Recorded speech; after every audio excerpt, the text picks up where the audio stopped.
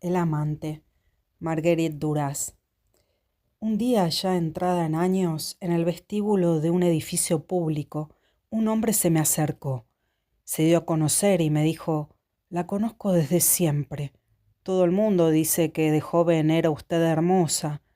Me he acercado para decirle que mi opinión la considero más hermosa ahora que en su juventud. Su rostro de muchacha me gustaba mucho menos que el de ahora, devastado.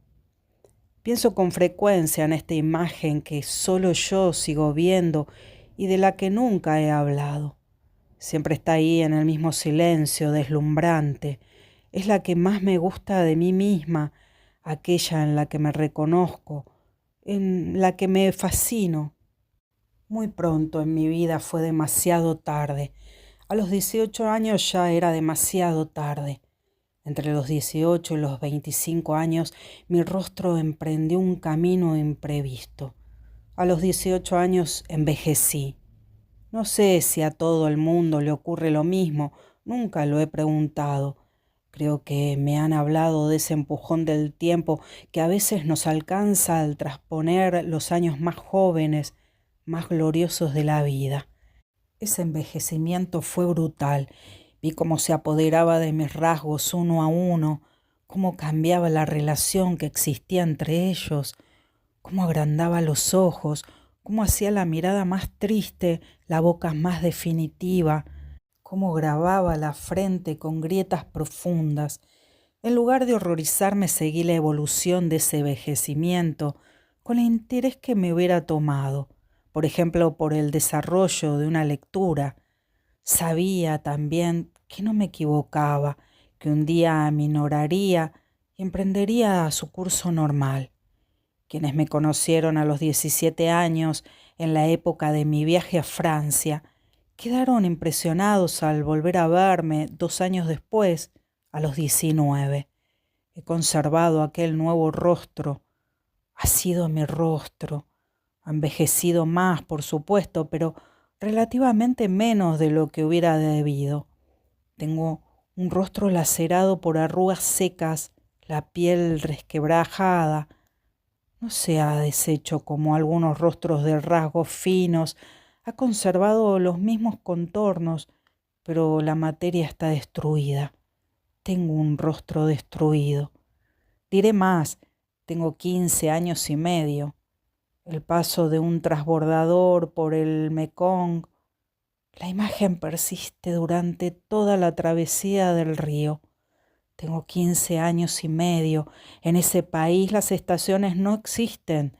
Vivimos en una estación única, cálida, monótona.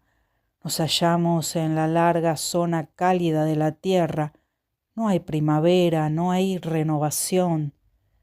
Estoy en un pensionado estatal en Saigón. Duermo y como ahí en ese pensionado, pero voy a clase fuera a la escuela francesa. Mi madre, maestra, desea enseñanza secundaria para su niña. Para ti necesitaremos la enseñanza secundaria. Lo que era suficiente para ella ya no lo es para la pequeña. Enseñanza secundaria y después unas buenas oposiciones de matemáticas. Desde mis primeros años escolares siempre oí esa cantinela. Nunca imaginé que pudiera escapar de las oposiciones de matemáticas. Me contentaba relegándolas a la espera. Siempre vi a mi madre planear cada día el futuro de sus hijos y el suyo. Un día ya no fue capaz de planear grandezas para sus hijos y planeó miserias, futuros de mendrugos de pan, pero lo hizo de manera que también tales planes siguieron cumpliendo su función, llenaban el tiempo que tenía por delante. Recuerdo las clases de contabilidad de mi hermano menor, de la escuela universal cada año, en todos los niveles. Hay que ponerse al corriente, decía mi madre. Duraba 3 días, nunca 4, nunca, nunca. Cuando cambiábamos de destino, abandonábamos la escuela universal. Volvíamos a empezar en el nuevo. Mi madre aguantó 10 años. Todo era inútil. El hermano menor se convirtió en un simple contable en Saigón. Al hecho de que la escuela Violet no existiera en la colonia, debemos la marcha de mi hermano mayor a Francia. Durante algunos años permaneció en Francia para estudiar en la escuela Violet. No terminó. Mi madre no debió hacerse ilusiones, pero no podía elegir. Era necesario separar a aquel hijo de los otros dos hermanos. Durante algunos años no formó parte de la familia. En su ausencia, la madre compró la concesión. Terrible aventura, pero para nosotros, los niños que nos quedábamos, menos terrible de lo que hubiera sido la presencia del asesino de los niños de la noche del cazador. Con frecuencia me han dicho que la causa era el sol demasiado intenso durante la infancia, pero no lo he creído. También me han dicho que era el ensimismamiento en el que la miseria asume a los niños, pero no es eso. Los niños viejos, del hambre endémica, sí, pero nosotros no teníamos hambre. Nosotros éramos niños blancos, nosotros teníamos vergüenza, nosotros vendíamos nuestros muebles, pero no teníamos hambre. Nosotros teníamos un criado y comíamos. A veces es cierto, porquerías, zancudas, caimanes, pero tales porquerías estaban cocinadas por un criado y servidas por él, y a veces incluso no las queríamos. Nos permitíamos el lujo de no querer comer. No, algo sucedió cuando tenía 18 años que motivó que ese rostro fuera como es. Debió de suceder por la noche. Tenía miedo de mí, tenía miedo de Dios. Cuando amanecía tenía menos miedo y menos grave parecía la muerte. Pero el miedo no me abandonaba. Quería matar a mi hermano mayor, quería matarlo, llegar a vencerlo una vez, una sola vez y verlo morir, para quitar de delante de mi madre el objeto de su amor, ese hijo, castigarla por quererlo tanto, tan mal, y sobre todo para salvar a mi hermano pequeño, mi niño, de la vida llena de vida de ese hermano mayor, plantada encima de la suya, de ese velo negro ocultando el día, de la ley por él representada, por él dictada, un ser humano, y que era una ley animal, y que a cada instante de cada día de la vida de ese hermano menor sembraba el miedo de esa vida, miedo que una vez alcanzó su corazón y lo mató. He escrito mucho acerca de los miembros de mi familia, pero mientras lo hacía aún vivían la madre y los hermanos, y he escrito sobre ellos, sobre esas cosas sin ir hasta ellas. La historia de mi vida no existe, eso no existe, nunca hay centro, ni camino, ni línea.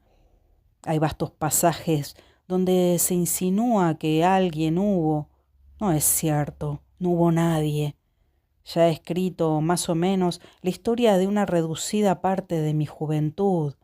En fin, quiero decir que la he dejado entrever. Me refiero precisamente a esta, la de la travesía del río. Con anterioridad he hablado de los períodos claros, de los que estaban clarificados. Aquí hablo de los períodos ocultos de esa misma juventud, de ciertos ocultamientos a los que he sometido ciertos hechos, ciertos sentimientos, ciertos sucesos. Empecé a escribir en un medio que predisponía exageradamente al pudor. Escribir para ellos aún era un acto moral. Escribir ahora se diría que la mayor parte de las veces ya no es nada. A veces sé eso, que desde el momento en que no es, confundiendo las cosas, ir en pos de la vanidad y el viento, escribir no es nada.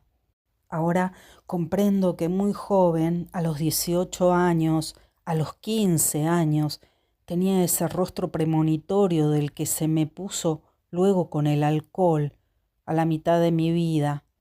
El alcohol suplió la función que no tuvo Dios. También tuvo la de matarme, la de matar. Ese rostro del alcohol llegó antes que el alcohol. El alcohol lo confirmó. Esa posibilidad estaba en mí, sabía que existía, como las demás, pero curiosamente antes de tiempo. Al igual que estaba en mí la del deseo. A los 15 años tenía el rostro del placer y no conocía el placer. Ese rostro parecía muy poderoso. Incluso mi madre debía notarlo. Mis hermanos lo notaban. Para mí todo empezó así, por ese rostro evidente, extenuado, esas ojeras que se anticipaban al tiempo, a los hechos. 15 años y medio, la travesía del río. Al llegar a Saigón viajo, sobre todo cuando tomo el autocar. Y esa mañana tomé el autocar en Sadec, donde mi madre dirige la escuela femenina. Es el final de las vacaciones escolares, ya no sé cuáles. Fui a pasarlas a la casita de la funcionaria de mi madre, y ese día regreso a Saigón, al pensionado. El autocar de los indígenas salió de la plaza del mercado de Sadec. Como de costumbre, mi madre me acompañó y me confió al conductor. Siempre me confía a los conductores de los autocares de Saigón por si acaso hay un accidente, un incendio, una violación, un asalto pirata, una avería mortal del transbordador. Como de costumbre, el conductor me colocó cerca de él, delante, en el lugar reservado a los viajeros blancos. Debió de ser en el transcurso de ese viaje cuando la imagen se destacó y alcanzó su punto álgido. Pudo haber existido, pudo haberse hecho una fotografía como otra, en otra parte, en otras circunstancias, pero no existe. El objeto era demasiado insignificante para provocarla. ¿Quién hubiera podido pensar en eso? Solo hubiera podido hacerse si se hubiera podido presentar la importancia de ese suceso en mi vida, esa travesía del río, pues mientras tenía lugar aún se ignoraba incluso su existencia. Solo Dios la conocía. Por eso esa imagen, y no podría ser de otro modo, no existe. Ha sido omitida, ha sido olvidada. No ha destacado, no ha alcanzado su punto álgido. A esa falta de haber sido tomada debe ser su virtud, la de representar un absoluto, de ser precisamente el artífice. Es pues durante la travesía de un brazo del Mekong en el transbordador que se halla entre Binlong y Sadec, en la gran planicie de barro y de arroz del sur de la Conchinchina, la de los pájaros, me apeo del autocar, me acerco a la borda, miro el río. Mi madre a veces me dice que nunca en toda mi vida volveré a ver ríos tan hermosos como estos, tan grandes, tan salvajes, el Mekong y sus brazos que descienden hacia los océanos, esos terrenos de agua que van a desaparecer en las cavidades del océano. En la planicie, hasta perderse de vista, esos ríos fluyen deprisa, se derraman como si la tierra se inclinara. Siempre me apeo del autocar al llegar cerca del transbordador. Por la noche también, porque siempre tengo miedo de que los cables cedan, de que seamos arrastrados hacia el mar. En la tremenda corriente contemplo el último instante de mi vida. La corriente es tan fuerte que lo arrastraría todo, incluso piedras, una catedral, una ciudad. Hay una tempestad que ruge en el interior de las aguas del río, del viento que se debate. Llevo un vestido de seda natural, usado, casi transparente. Con anterioridad fue un vestido de mi madre. Un día dejó de ponérselo porque lo consideraba demasiado claro. me lo dio. Es un vestido sin mangas, muy escotado. Tiene ese lustre que adquiere la seda natural con el uso. Recuerdo ese vestido. Creo que me sienta bien.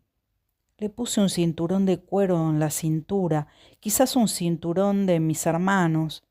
No recuerdo qué zapatos llevaba en esa época, solo algunos vestidos. La mayor parte del tiempo voy con los pies desnudos, con sandalias de lona. Me refiero a la época anterior al colegio de Saigón. A partir de ese momento siempre llevo zapatos, por supuesto. Ese día debo llevar el famoso par de tacones altos de lamé dorados. No se me ocurre que otros podría llevar ese día, o sea que los llevo. Rebajas rebajadas que compró mi madre. Llevo esos lamé dorados para ir al instituto. Voy al instituto con zapatos de noche ornados con adornillos de lustrina. Por capricho, solo me soporto con ese par de zapatos y aún ahora me gusta así. Esos tacones altos son los primeros de mi vida, son bonitos, han aplicado a todos los zapatos que los han precedido. Los zapatos para correr y jugar, planos de lona blanca. No son los zapatos la causa de que ese día haya algo insólito, inaudito en la vestimenta de la pequeña. Lo que ocurre ese día es que la pequeña se toca la cabeza con un sombrero de hombre, de ala plana, un sombrero de fieltro flexible de color de palo de rosa, con una ancha cinta negra. La ambigüedad determinante de la imagen radica en ese sombrero. He olvidado cómo llegó a mis manos. No se me ocurre quién pudo dármelo. Creo que fue mi madre quien me lo compró y a instancias mías. Única certeza, era una rebaja rebajada. ¿Cómo explicar esa compra? Ninguna mujer, ninguna chica lleva un sombrero de fieltro de hombre en la colonia de esa época. Ninguna mujer nativa tampoco. Eso es lo que debió ocurrir. Debí probarme el sombrero en broma, sin más. Me miré al espejo del vendedor y vi bajo el sombrero de hombre la delgadez ingrata de la silueta. Ese defecto de la infancia se convirtió en otra cosa. Dejó de ser un elemento brutal, fatal de la naturaleza. Se convirtió, por el contrario, en una opción contradictoria de esta, una opción del espíritu. De repente se hizo deseable.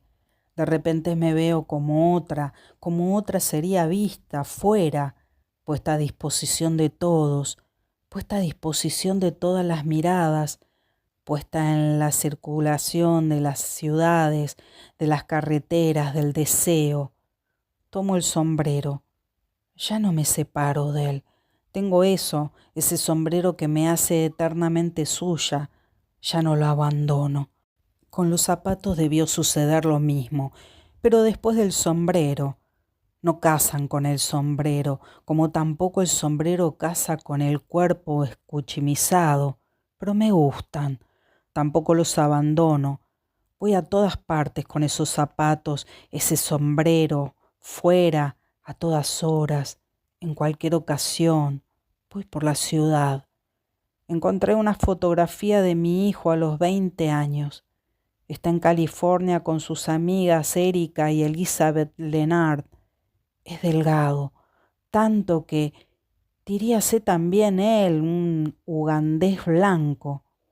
Observé que él, una sonrisa arrogante, la expresión un poco burlona, quiere adoptar una imagen desmejorada de joven vagabundo.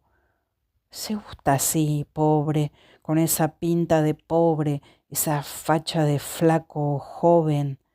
Esa foto es la que más se aproxima a la que no se hizo a la joven del transbordador.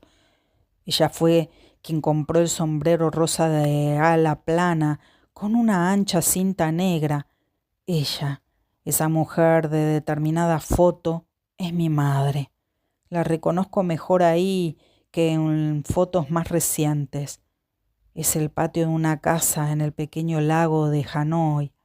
Estamos juntos, ella y nosotros, sus hijos. Tengo 4 años. Mi madre está en el centro de la imagen. Conozco perfectamente su incomodidad, su sonrisa ausente, sus ganas de que la foto acabe, por su cara cansada, por cierto desorden en su vestimenta, por la somnolencia de su mirada.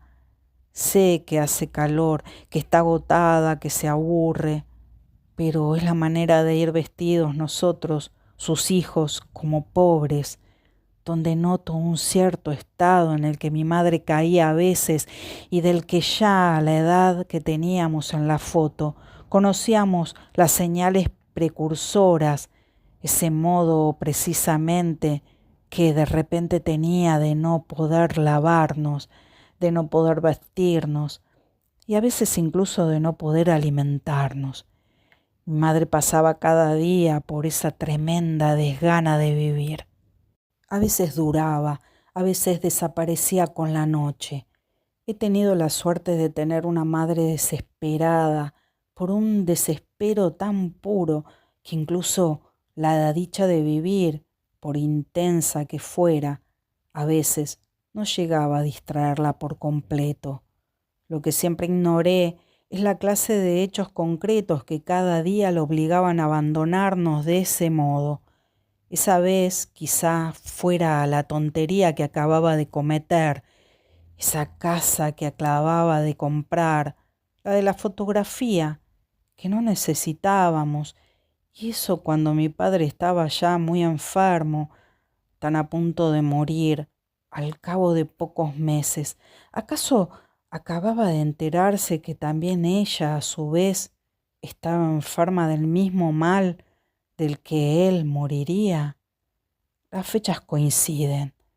Lo que ignoro, igual que debía de ignorarlo ella, es la naturaleza de las evidencias que la asaltaban y que hacían aparecer ese desánimo.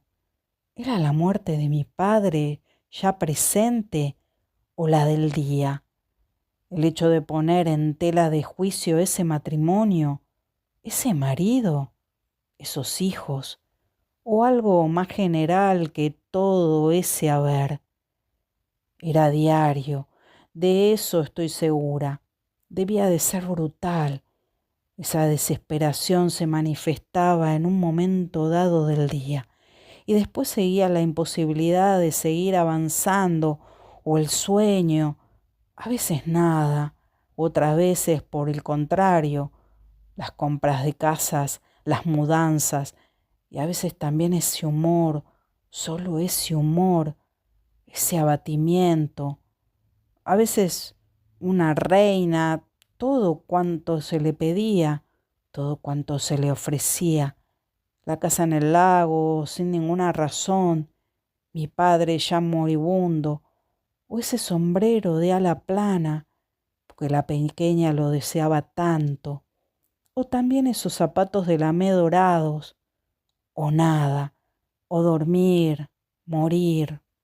Nunca había visto películas con esas indias que llevan esos mismos sombreros de ala plana y trenzas por delante del cuerpo. Ese día también yo llevo trenzas. No las he recogido como hago normalmente, pero no son iguales. Llevo 2 largas trenzas delante de mi cuerpo, como esas mujeres de las películas que nunca he visto, pero son trenzas de niña. Desde que tengo el sombrero para poder ponérmelo, yo no recojo mis cabellos. Desde hace algún tiempo me estiro el cabello, lo peino hacia atrás, me gustaría que fuera lacio, que se vieran menos. Cada noche lo peino y antes de acostarme rehago mis colas tal como mi madre me enseñó. Mis cabellos son abundantes, flexibles, dolorosos, una mata cobriza que me llega hasta la cintura. Con frecuencia me dicen que es lo más bonito que tengo y yo pienso que eso significa que no soy guapa. Me haré cortar esa extraordinaria melena en París a los 23 años, 5 años después de haber dejado a mi madre. Dije, corte. Cortó. Todo de un solo gesto. Para pulir la obra, la fría tijera rozó la piel de la nuca. Cayó al suelo. Me preguntaron si quería llevármelo. Dije no. Después ya no me han dicho que tengo un hermoso cabello. Quiero decir que ya no me lo han dicho tanto como lo decían antes de cortármelo. Después más bien han dicho, tiene una mirada bonita. La sonrisa también, no está mal. En el transbordador, miren, todavía la llevo. 15 años y medio. Ya voy maquillada. Uso crema Tocalón. Intento disimular las pecas que tengo en la parte superior de la mejilla, debajo de los ojos. Debajo de la crema uso polvos de color carne. Esos polvos son los de mi madre, que se los pone para ir a las reuniones de la administración general. Ese día también llevo los labios pintados con carmín, rojo oscuro, como en aquel tiempo, cereza. No sé cómo me hice con él. Quizás fue Helen Lagonel, quien lo robara a su madre para mí. Ya no lo recuerdo. No uso perfume. En casa de mi madre hay agua de colonia y jabón Palmolive. En el transbordador, junto al autocar, hay una gran limusina negra con un chofer con libreta de algodón blanca. Sí, el coche mortuorio de mis libros. El Lancia negro de la Embajada de Francia en Calcuta aún no ha hecho su entrada en la literatura. Entre los choferes y los señores aún hay cristales correderos, aún hay asientos plegables, aún es amplio como una habitación. En la limusín hay un hombre muy elegante que me mira. No es un blanco. Visto de la europea, lleva el traje de tusor blanco propio de los banqueros de Saigón. Me mira. Ya estoy acostumbrada a que me miren. Miran a las blancas de las colonias y a las niñas blancas de 12 años también. Desde hace 13 años los blancos también me miran por las calles y los amigos de mi madre me piden amablemente que vaya a merendar a la casa a la hora en que sus mujeres juegan al tenis en el club deportivo. Podría engañarme, creer que soy hermosa como las mujeres hermosas, como las mujeres miradas, porque realmente me miran mucho, pero sé que no es cuestión de belleza, sino de otra cosa. Por ejemplo, sí, de otra cosa, por ejemplo, de carácter. Parezco lo que quiero parecer, incluso hermosa, si es eso lo que quieren que sea. Hermosa o bonita. Bonita, por ejemplo, para la familia. Solamente para la familia no. Puedo convertirme en lo que quieran que sea y creerlo. Creer además que soy encantadora. En cuanto lo creo, se convierte en realidad para quienes me ven y desean que sea de una manera acorde con sus gustos. También lo sé. Así puedo ser encantadora, a conciencia, incluso si estoy atormentada por la estocada muerte de mi hermano. Para la muerte, una sola cómplice, mi madre. Empleo la palabra encantadora como la empleaban a mi alrededor de los niños.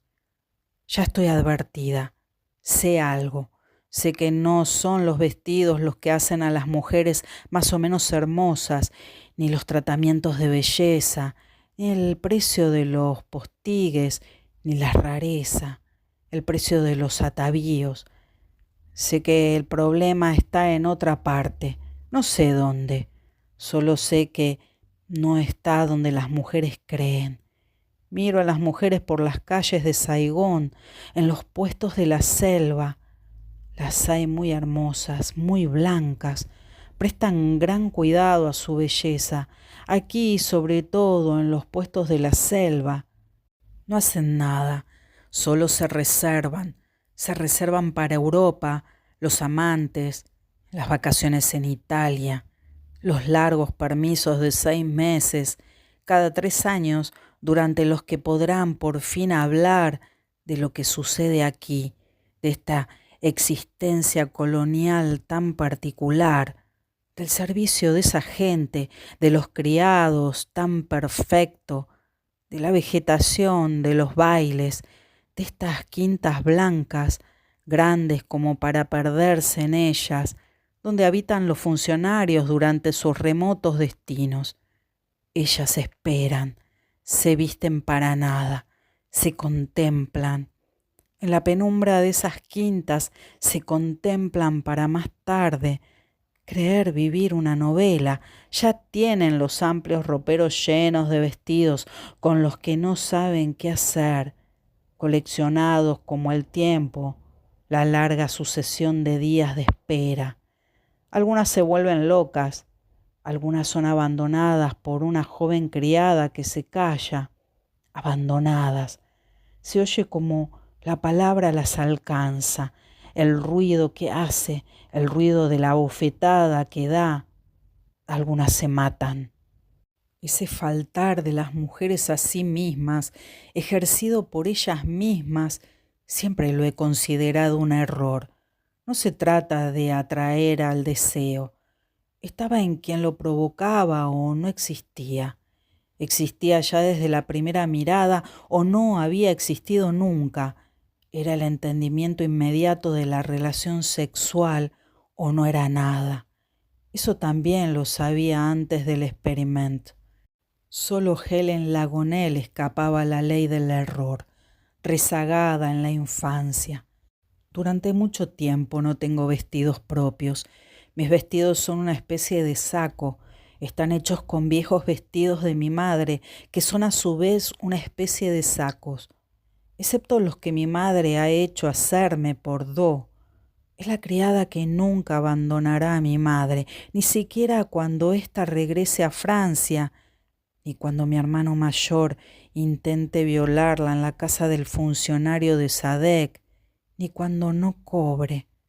Do se educó con las monjas, borda y plisa, y cose a mano como ya nadie cose desde hace siglos, con agujas finas como cabellos.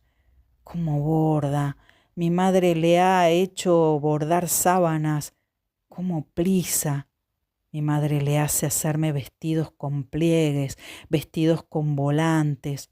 Los llevo como si llevara sacos. Están pasados de moda, siempre infantiles. 2 series de pliegues por delante y cuellecito redondo o volantes ribeteados para aparentar alta costura.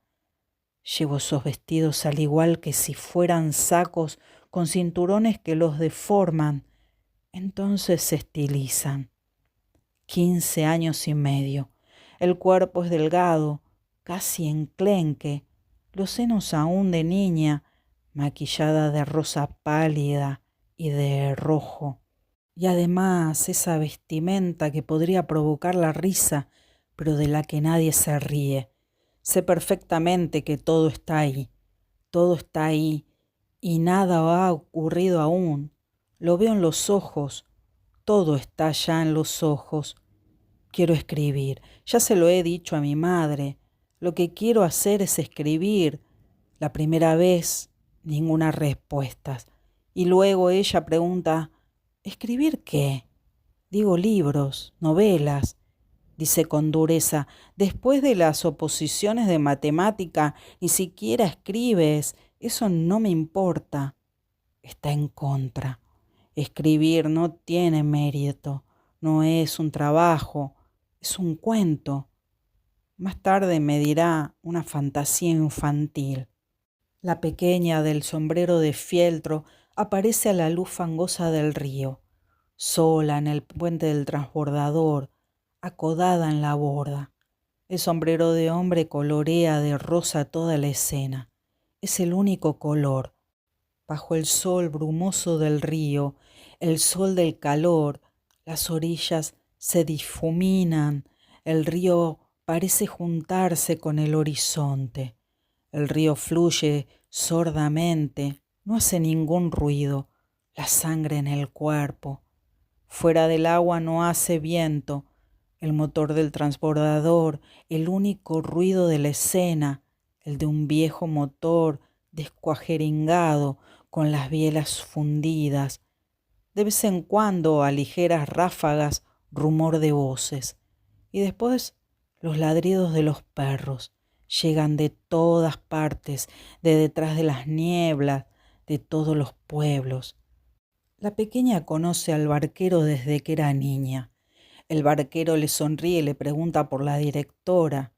Dice que la va a ver a menudo por las noches, que ella va con frecuencia a la concesión de Camboya. La madre está bien, dice la pequeña. Alrededor del transbordador, el río llega a ras de borda. Sus aguas en movimiento atraviesan las aguas estancadas de los arrozales. No se mezclan. Ha arrastrado todo lo que ha encontrado desde el Tonle Sap, la selva camboyana. Arrastra todo lo que le sale al paso, chozas de paja, selvas, incendios extinguidos, pájaros muertos, perros muertos, tigres, búfalos ahorcados, hombres ahorcados, cebos, islas de jacintos de agua aglutinadas. Todo va hacia el Pacífico, nada tiene tiempo de hundirse. Todo es arrastrado por la tempestad profunda y vertiginosa de la corriente interior. Todo queda en suspenso en la superficie de la fuerza del río. Le respondí que lo que quería por encima de todo era escribir, nada que no fuera eso, nada. Está celosa. Ninguna respuesta, una breve mirada inmediatamente desviada, el ligero encogimiento de hombros, inolvidable. Seré la primera en irme. Habrá que esperar unos años para que me pierda, para que pierda a esa niña de entonces. Respecto a los hijos, no había nada que temer, pero la niña, un día, ella lo sabía, se iría, lograría liberarse. Primera en francés. El director del instituto le dice, su hija señora es la primera en francés. Mi madre no dice nada, nada. No está contenta porque no son sus hijos los primeros en francés. Qué asco, mi madre, mi amor, pregunta. ¿Y en matemáticas? Dice, todavía no, señora, ya llegará. Mi madre pregunta, ¿cuándo llegará? Responden, cuando ella quiera, señora. Mi madre, mi amor, mi increíble pinta, con las medias de algodón surcidas por do.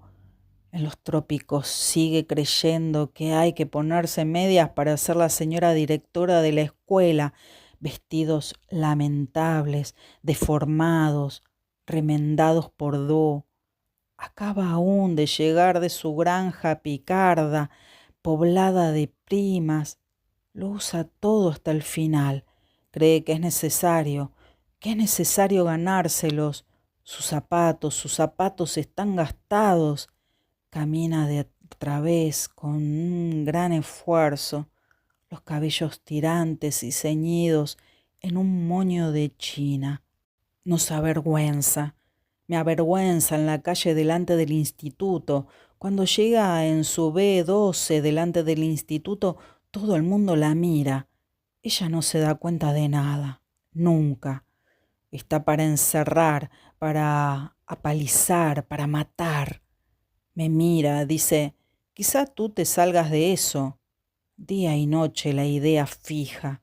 No se trata de que sea necesario conseguir algo, sino de que es necesario salirse de donde se está.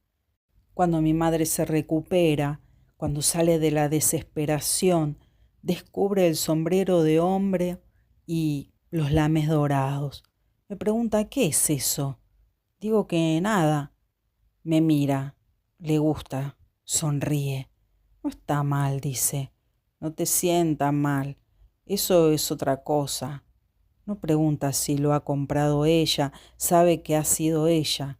sabe que es capaz de hacerlo, que a veces esas veces a las que me he referido, se le saca todo lo que uno quiere, que nada puede contra nosotros. Le digo, no es nada caro, no te preocupes. Pregunta de dónde ha salido. Le digo que ha salido de la calle Catinat, de las rebajas rebajadas. Me mira con simpatía. Debe considerar que esa imaginación de la pequeña, inventarse una manera de ataviarse, es una señal alentadora. No solo admite esa payasada, esa inconvencibilidad, ella tan formal como una viuda vestida de grisala, como una monja enclaustrada, sino que semejante inconveniencia le gusta. El vínculo con la miseria también está ahí, en el sombrero de hombre, pues será necesario que el dinero llegue a casa, de un modo u otro será necesario.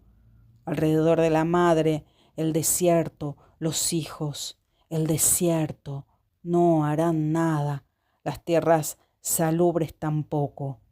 El dinero seguirá perdido, es el final. Queda esa niña, esa pequeña que crece y que quizá un día sabrá cómo traer dinero a casa. Por eso ella no lo sabe. La madre permite a su hija salir vestida de niña prostituta. Y por eso también la niña sabe ya qué hacer para desviar la atención que se le dirige a ella, hacia la que ella dirige al dinero. Eso hace sonreír a la madre. Cuando busque dinero, la madre no le impedirá hacerlo. La niña dirá, le he pedido 500 piastras para regresar a Francia.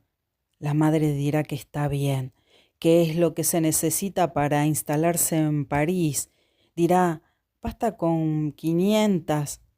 La niña sabe que lo que hace ella, es lo que la madre hubiera deseado que hiciera su hija.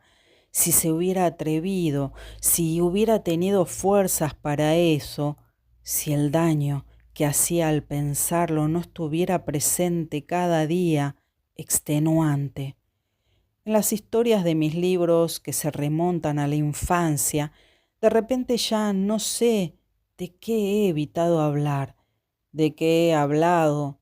Creo haber hablado del amor que sentimos por nuestra madre, pero no sé si he hablado del odio que también le teníamos y del amor que nos teníamos unos a otros y también del odio terrible en esta historia común de ruinas y de muerte que era la de nuestra familia. De todos modos, tanto en lo del amor como en los del odio, y que aún escapa a mi entendimiento, me es inaccesible, oculta en los más profundos de mi piel, ciega como un recién nacido. Es el ámbito en cuyo seno empieza el silencio. Lo que ahí ocurre es precisamente el silencio, ese lento trabajo de toda mi vida. Aún estoy ahí ante esos niños posesos a la misma distancia del misterio. Nunca he escrito creyendo hacerlo. Nunca he amado creyendo amar. Nunca he hecho nada salvo esperar delante de la puerta cerrada. Cuando estoy en el transbordador del Mekong, ese día de la limusina negra, mi madre aún no ha dejado la concesión del embalse. De vez en cuando aún hacemos el camino, como antes, por la noche. Aún vamos ahí los tres, vamos a pasar unos días. Nos quedamos allá, en la veranda del bungalow, frente a la montaña de Siam, y después regresamos. Ella no tiene nada que hacer ahí, pero regresa al lugar. Mi hermano menor y yo estamos a su lado, en la veranda, frente a la selva.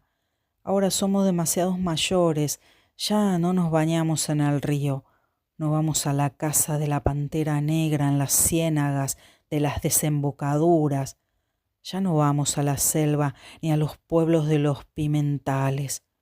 Todo ha crecido a nuestro alrededor. Ya no hay niños, ni en búfalos, ni en ninguna otra parte. La extrañeza nos ha alcanzado también a nosotros, y la misma lentitud que se ha apoderado de mi madre también se ha apoderado de nosotros. Hemos aprendido nada, a mirar la selva, a esperar, a llorar. Las tierras de la parte baja están definitivamente perdidas. Los criados cultivan las parcelas de la parte alta. Les dejamos el arroz. Permanecen ahí sin suelo. Aprovechan las chozas de paja que mi madre ha hecho construir. Nos quieren como si fuéramos miembros de sus familias. Hacen como si conservaran el bungalow y lo conservan. A la pobre Vajillas no le falta nada. La techumbre, podrida por la lluvia, sigue desapareciendo, pero los muebles están limpios y la silueta del bungalow está ahí, pura como un trazo, visible desde el camino.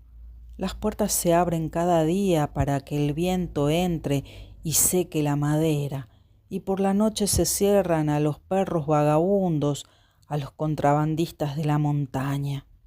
Así pues, ya ven, no es en la cantina de Ream, como había escrito, donde conocí al hombre rico de la limusina negra. Es después de dejar la concesión, 2 o 3 años después, en el transbordador, el día al que me refiero, bajo esa luz de bruma y de calor. 1 año y medio después de ese encuentro, mi madre regresa a Francia, venderá todos sus muebles y después irá al pantano por última vez.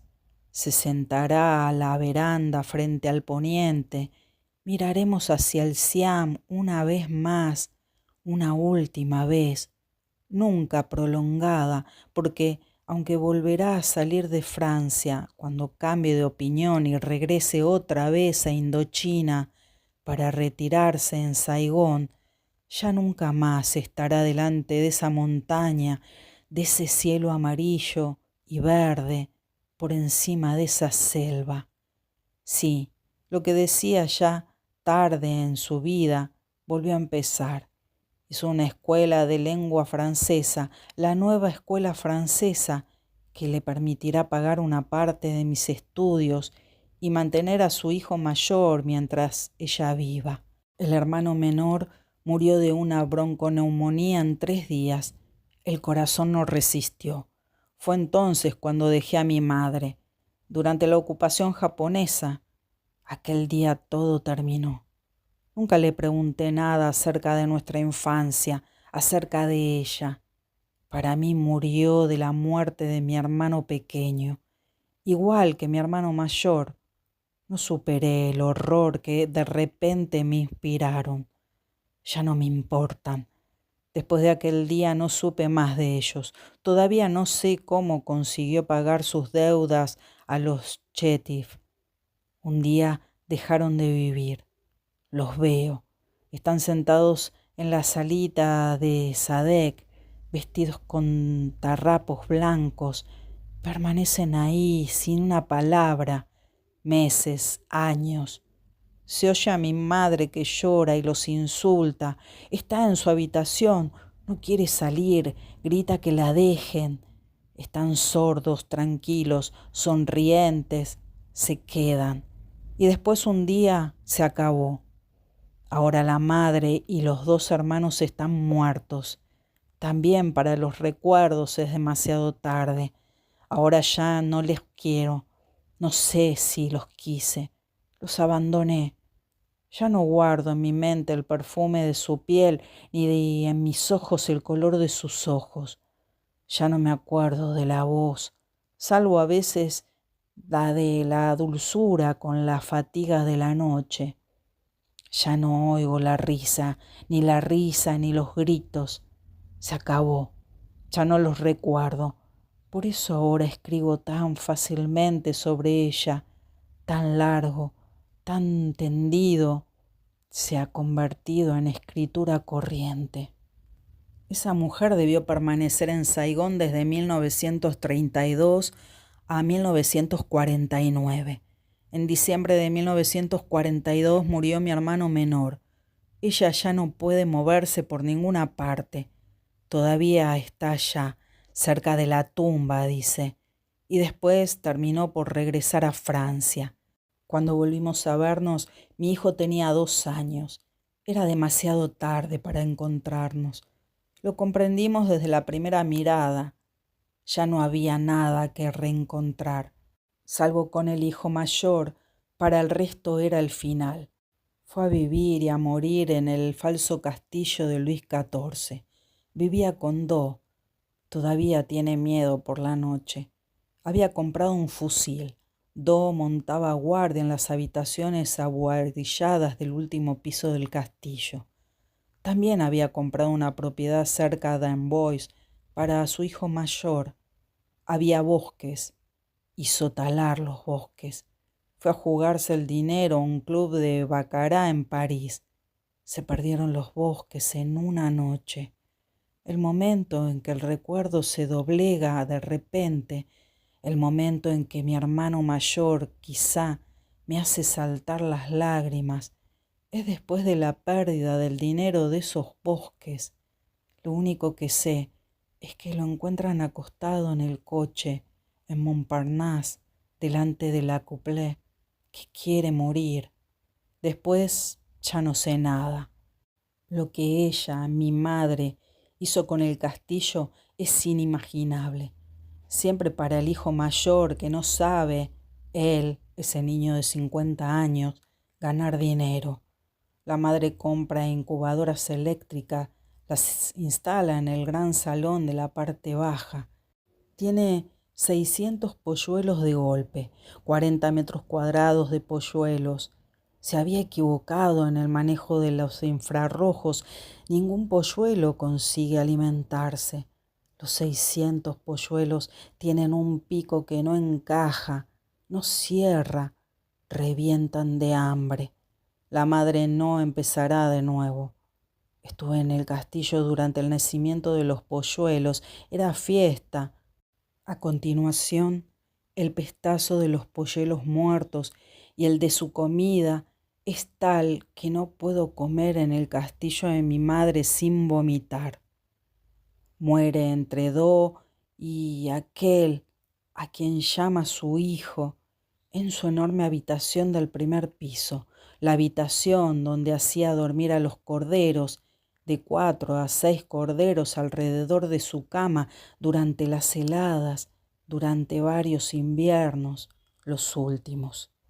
Es ahí, en la última casa, la del Loira, una vez que haya terminado con su incesante vaivén, al final de los asuntos de esa familia, es ahí donde comprendo claramente la locura por primera vez. Comprendo que mi madre está claramente loca. Sé que Do y mis hermanos siempre han tenido acceso a esa locura, que yo no, yo aún no la había visto, que nunca había visto a mi madre en situación de estar loca. Lo estaba, de nacimiento, en la sangre. No estaba enferma de su locura, la vivía como la salud. Entre Do y el hijo mayor, nadie excepto ellos tenía conocimiento del hecho. Siempre había tenido amigos, conservó los mismos durante largos años y siempre hizo nuevas amistades, a veces muy jóvenes, entre los recién llegados de los puestos de la selva o más tarde entre la gente de la Turena, entre la que había jubilados de las colonias francesas. Retenía a la gente a su alrededor sin importar la edad. A causa de su inteligencia, decían, tan vivaz, de su alegría, de esa naturalidad incomparable que nunca se abandonaba. No sé quién hizo la fotografía de la desesperación, la del patio de la casa de Hanoi. Quizá mi padre por última vez. Dentro de unos meses será repatriado a Francia por motivos de salud. Antes cambiará de destino. Será destinado a Phnom Penh. Permanecerá ahí unas semanas. Morirá en menos de un año. Mi madre se habrá negado a seguirlo a Francia. Se quedará ahí hasta donde esté, firme, non pen, en esta admirable residencia que da al Mekong, el antiguo palacio del rey de Camboya, en medio de ese parque aterrador, hectáreas donde mi madre tiene miedo. Por la noche nos da miedo. Dormimos los cuatro en la misma cama. Dice que por la noche tiene miedo. En esta residencia es donde mi madre sabrá de la muerte de mi padre. La sabrá antes de la llegada del telegrama, desde la víspera, por una señal que solo ha visto y ha sabido entender ella, por ese pájaro que en plena noche gritó, enloquecido, perdido en el despacho de la fachada norte del palacio, el de mi padre. También ahí, unos días después de la muerte de su marido, también en plena noche, mi madre se encontró frente a la imagen de su padre, de su propio padre. Enciende la luz, está ahí, está cerca de la mesa, en pie, en el gran salón octogonal del palacio. La mira. Recuerdo el aullido, un grito, nos despertó, nos contó la historia, cómo iba vestido, con su traje de los domingos, gris, cómo guardaba la compostura y su mirada directa hacia ella. Dice, lo he llamado como cuando era niña. Dice, no he tenido miedo. Corrió hacia la desaparecida imagen. Los dos murieron a la hora y fecha de los pájaros y de las imágenes. De ahí, sin duda, la admiración que sentíamos hacia la sabiduría de nuestra madre en todas las cosas, comprendidas las de la muerte.